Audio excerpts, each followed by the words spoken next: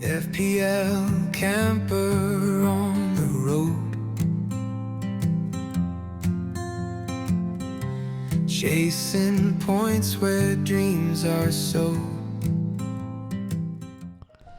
Well, hello everyone, welcome back to another video. This is a game week review for game week 10. How is everyone doing? I'm doing fine. Actually not not so fine, still a bit sick. Got an ear infection as well yesterday. I've had ear pain. FPL wise, funny enough, I posted my my game week, the live FPL, because I don't have any players playing tonight, so I posted yesterday. I was feeling really down actually, and I wrote like, oh, what a shit game week and blah blah blah, some other stuff, and I've never had a post get so much engagement. So many people have been commenting. Some of the comments were positive and they were being like encouraging, saying you're doing well, it was unlucky, you have a good team, blah blah blah. But some really took offense, like not in a negative way, but like saying, how was this a shit game week, like almost suggesting that I'm being greedy. And maybe I am. I've said that before in my videos. Maybe I am. I don't know. I just sometimes you have different expectations based on where you are on FPL, and it's always been like that every season. If I'm on 6 million rank, I have different expectations. But to me, it was shitty for a couple of reasons. I get into that right now. I'll try to explain. Now, maybe I shouldn't say shitty, shouldn't make it that tragic, because it wasn't that tragic. But I have gone from 30k rank 2 game weeks ago to 120, and I might drop even more, so I will go to 150, 160, who knows, depends on how players return tonight. And we've got a lot of players who've hit defcons, the likes of Tarkovsky, Keane on Everton, and DI. A lot of people have DI. Some managers have Xhaka, and then Mukiele and Alderete. I have Xhaka and Alderete, but they're both our bench, so it's not gonna make any difference. But anyways, maybe I over-exaggerated a bit, so apologies for that on Twitter. That's not my intention, obviously. I was just feeling really bad because of the moves that I made. I rage transferred, and I took a -4. I talked about it on my last video, which I didn't want to make that move, but on Friday night, Mbeumo was going up in price. I had the exact money to make the Gordon to Mbeumo and Rangers to Xhaka, and I did the move on Friday night. And then Mbeumo blanked, so did Gordon, so maybe that's good thing. So it was a -3 at the end, but anyways, let's just jump straight into it and look how the team performed with a -4, where I am, and how the team is looking for, next game week 11. last game week before the national break, by the way. And I also have to say, let me just put this. Yep. I'll talk about that as well in a bit. Let's just go to the fantasy app over here. And go to fantasy. And yep, this is it. As you can see, 73 points. It doesn't look as bad, but sometimes the number lies, because you could have I'll just look at all the red arrows. So 119, 120, and that's before the game tonight. So it's definitely going to go way more down. But let's just look at it. And this is it. This is the team. Now it's 73 -4, bear in mind, so that's 69 points. So it's even worse. Now, you might say, well, 73 points doesn't look that bad. I've had way worse game weeks. But then if you exclude the Haaland captain, which is 26 points, and the Gabriel 12-pointer, 2 super highly owned players, especially around my rank. It says 69 here, but it's 180 EO, effective ownership, around my rank. Same with Gabriel, it's 40% overall, but it's way more around my rank. So if you exclude these 2 players, and MATETA to some extent as well. MATETA had, I think, 40% EO. It's showed lower here always, but 40% effective ownership. It's good, MATETA. You could, some of it was positive, but again, 40% is not that low. But yeah, if you exclude Haaland and Gabriel, then how many points is there? You have Richards, 6 points. Yeah, that's good. Richards is basically my only differential on my team, to be honest. It's 3.2. He's the only solo-owned player. And then Jurrien Timber, who's You know, he's 25% is more, again, more EO around my rank. But even if you accept that, okay, Timber is somehow a differential, the managers who don't have Timber tend to have Raya. You know, there's so many managers with double Arsenal defense. Rarely any who has like a one Arsenal defender and Saka and Gyökeres. Like most you would find have Raya or Gabriel, Raya or Timber, or Gabriel and Timber. So it doesn't really matter. And then the midfield, just this is where the disappointment comes, because I don't know about you, or everyone has different expectations. My biggest expectations every season comes from the midfield. It's the midfielders who, because I mean, it's a bit saying midfielders sounds a bit like, but most of the midfielders in FPL are actually attackers. You know, Saka is an attacker, Saad is an attacker, Semenyo is an attacker, and Boemo. All of them play wing. You know, so they're not really midfielders, but they're midfielders in FPL. But anyways, these are the players I expect the most from. So when your entire midfield, the heavy hitters, the ones who are taking most of the budget outside of Holland, are blanking, it's a bit of a shite game week. I mean, don't you agree? I don't know. Is it just me? Please let me know. I mean, maybe I'm being greedy again, but is it just me? Saka 10 million. He's blanked 2 game weeks now in a row. And the game week when he didn't blank, he didn't score or assist. He just got defcons and bonus points. So you could say he's blanked 3 game weeks in a row. And the fixtures haven't been bad. Fulham away, Crystal Palace home, Burnley away. And he's got Sunderland away now. Which isn't, I would argue, is harder fixture than Burnley away.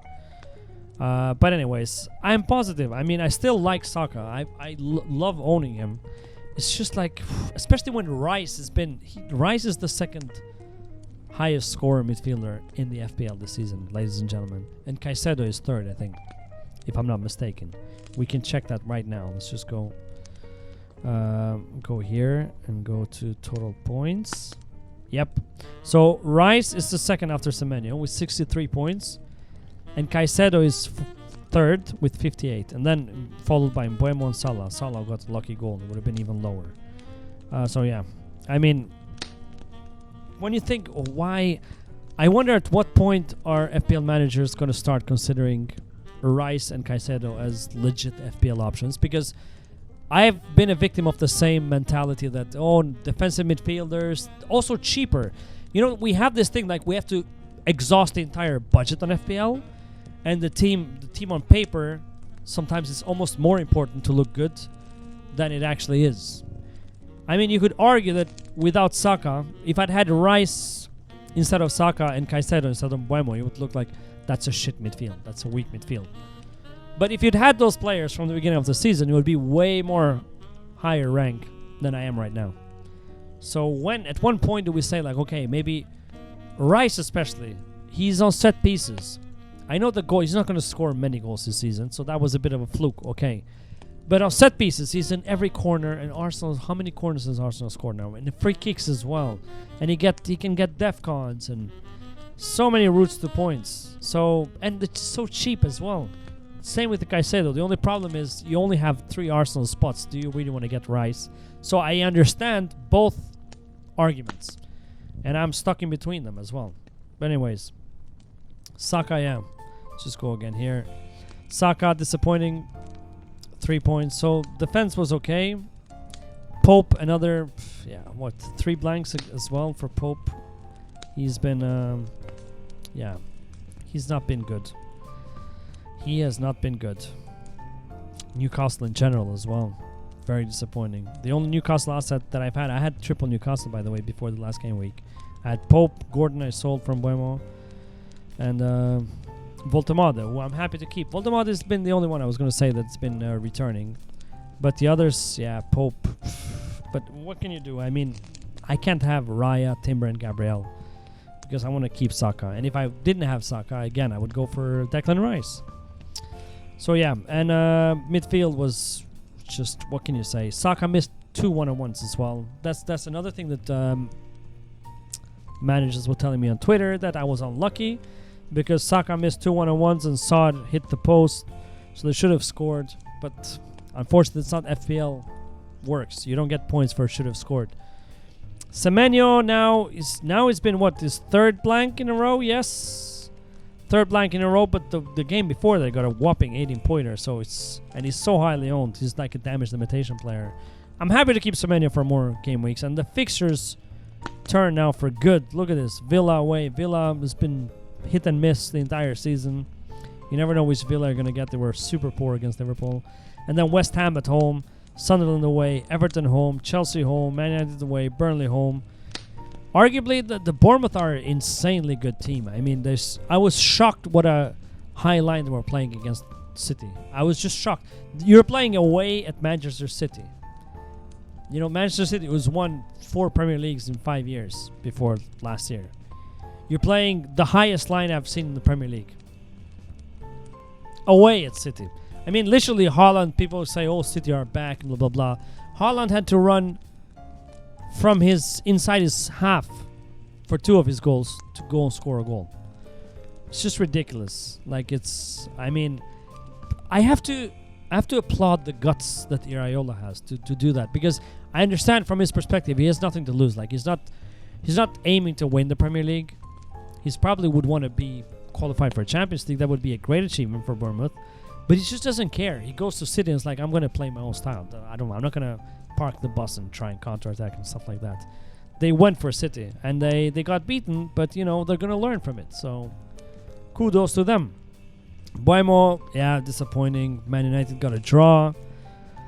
No, I'm fine. I mean, as I said, I didn't want to make this move this game week, but I was kind of forced into it because I had the exact money. I have 0.0 on the bank now. And I wanted to sell Reindeers and I wanted to sell Gordon, so I was like, you know what, I'll take the -4. Maybe that's what affected my rank a bit as well. Somebody pointed that out on Twitter as well. So yeah, that was a midfield. And Haaland, again, yeah, Haaland, whatever. He keeps returning. Eventually he's going to stop, because I feel like teams who the Bournemouth really suited Haaland and City in general. City is not going to look as good. Who are they playing now? They're playing Liverpool next. Maybe Liverpool. But when they play against, you know, like deep lying block teams, it's going to be a different scenario. But anyways, Haaland is there, just perma-captain at this point. Mateta, good transfer. Although you might say Gyökeres scored, but I still wanted double Arsenal defense. I feel like better value. And I wanted to have Mateta, so it's good that he scored. Voltemade, I was disappointed because it didn't return, but he got hooked on the first half. I don't know why was that. What did Eddie Howe was thinking? Because they were losing, and they got even worse in the second half. So I don't know. That was a strange decision. If it's an injury, I would understand, but why would Hook? And again, Gordon I understand because he's been super poor in the Premier League, but Voltemade has been scoring every game before, so I don't know what's up with that. Yeah. And then today it's Everton against Sunderland, so that's going to sting me even more. But we move. You know, it's not that tragic. It's bad, but it is what it is. Now, quickly, I'll look at the team for this game week, and there's no way in hell that I'm going to make this any transfers, because I need to save transfers. You know, remember, by game week 12, there's a fixture swing for Liverpool. Although you might argue, again, which Liverpool assets are you going to get? Because Van Dijk is probably, right now, looks the only legit one that you can have. But then Liverpool hasn't looked convincing defensively. I know they kept a clean sheet against Villa, but they haven't been good defensively the entire season. So are you going to just hope they get a clean sheet every now and then and pay 6 million for Van Dijk? And then Gakpo, he's been starting, but, you know, he had a run and now he's just quiet. I don't know. Ekitike is the one I like the most, to be honest. The only problem is Isak, you know. You never know if they're both going to start, or if Ekitike is going to start, or his minutes are going to get reduced, or I don't know. If Isak would be injured for longer, I would definitely go for Ekitike, because that's my favorite. Soboslai, it's a meh. I mean, it's like Rice and Caicedo. Same with Gravenberch. Salah, way too expensive to have him on his team, and he hasn't shown anything. Even the goal he scored, that was a gift. I can't say that Salah did anything to deserve that. It was straight a gift, like literally, straight to his feet.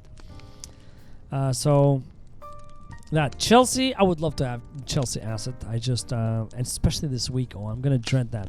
That's one thing I'm fearing the most this game week, is that Chelsea assets are going to punish me more. Those people who had kept João Pedro. And by the way, how about my prediction coming true, huh? Anyone giving me credits? Just look at my last video. I posted a short clip as well on my Twitter from my last video, team selection, where I said, I'm predicting Gyökeres and João Pedro are going to score goals when everybody sells them, and they both scored goals. But yeah, João Pedro, if you've kept him now, it's it looks great suddenly because he's playing Wolves at home. Wolves manager got sacked, so there might be a manager bounce, but that's unlikely to happen so soon. Would love to have Caicedo or Enzo, but I'm just not going to make a transfer this game week. I'm going to wait for game week 12 and maybe 13 as well. Let's see.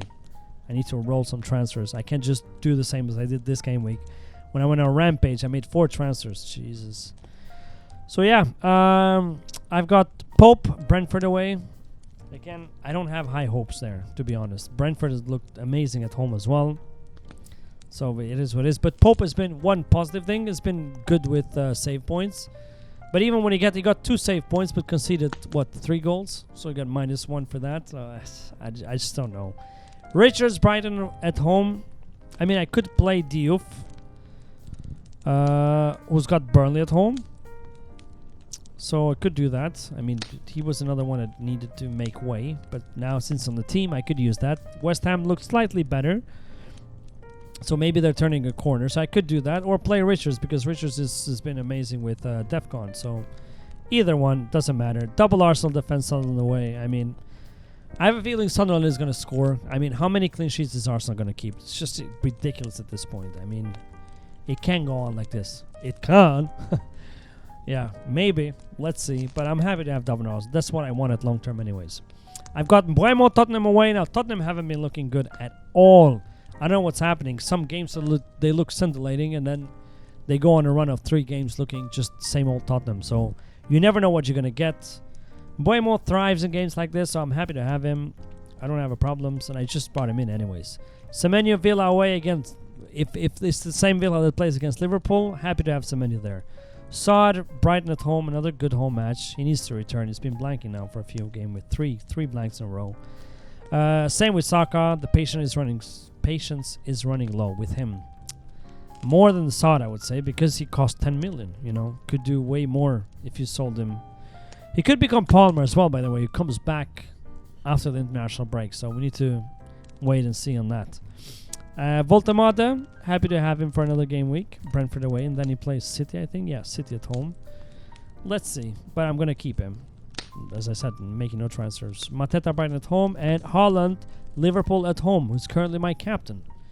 And I think he's going to stay. Because you could say Saka, Sunderland away, but you never know. Like, Saka blanked against Burnley away, so what confidence would you go for Saka against Sunderland, who's arguably way better than Burnley? So I think I'll play it safe, as boring as it is, because there's no other outstanding options. Maybe Mbuemo is the closest thing, but again, it's not an easy game, Tottenham away, even though they've been poor. So yeah, that's where I'm at the moment. Yep. And before I leave, let's look at the league standings. FPL Camper League. If you want to join, we're going to lock the league by game week 20, around that time. The winner of the league gets their favorite team's football jersey. How many? 31. So we've had more people joining. That's great. 31 people at the moment.